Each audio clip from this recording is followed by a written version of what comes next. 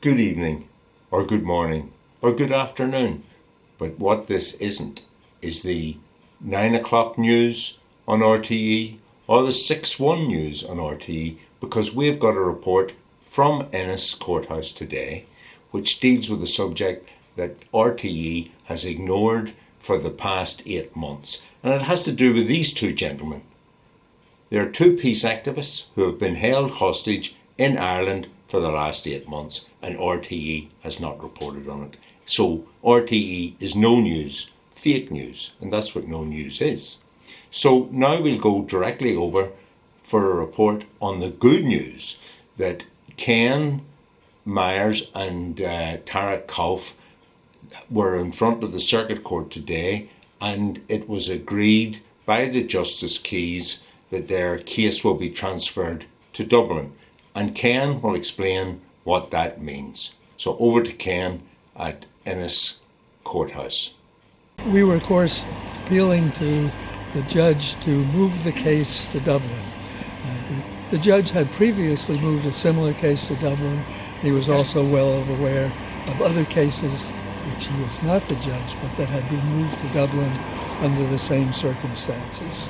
The prosecution argued that it would be inconvenient and expensive for the state to have to move the 22 or so witnesses that they planned to call to Dublin for the trial. Our barristers argued that, on the other hand, it meant the barristers, if they have the trial here, the barristers' solicitor would have to come up here repeatedly because of the difficulty of seating a jury that would be impartial in County Clare. Ultimately, the judge ruled that it would be overruling his previous decision if he were to decide differently in this case. And so the case will be moved to Dublin. We're very happy about that, of course. So we've got Paul Gavin here, Senator Paul Gavin of Sinn Féin. Is that the hearing? Have you any comment to make?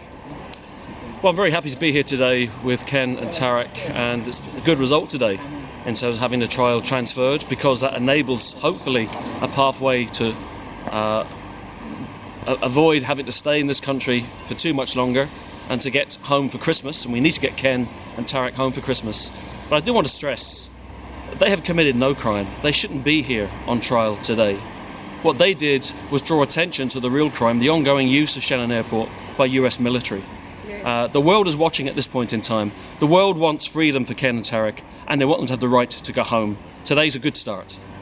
What are the implications then? Well, the next step is going to be for our solicitor, Michael Finucane, to appeal to the public prosecutor to relax the bail conditions so that we can go back to the United States to await trial. If the public prosecutor declines to relax the bail conditions, then we will take it to the High Court to get the High Court to relax the bail conditions so we can go back to trial. There's also the possibility that because of the fact that we have been held here for almost 8 months and the fact that we are, quote, elderly gentlemen, that they might accelerate the court date. If they accelerate it significantly, then we might have to wait for the trial and its results to go back. It's more likely, however, that it will take some time to prepare the case and that we'll go to the High Court on that basis. I would just also like to conclude this short video by asking you all to try and get a copy of this postcard and send it to this gentleman here, the Minister for Justice. If you can't get one of those, just send him a short letter and say Ken and Tarak, and then #key home for Christmas. That's enough. Just write to him. Imperialist wars!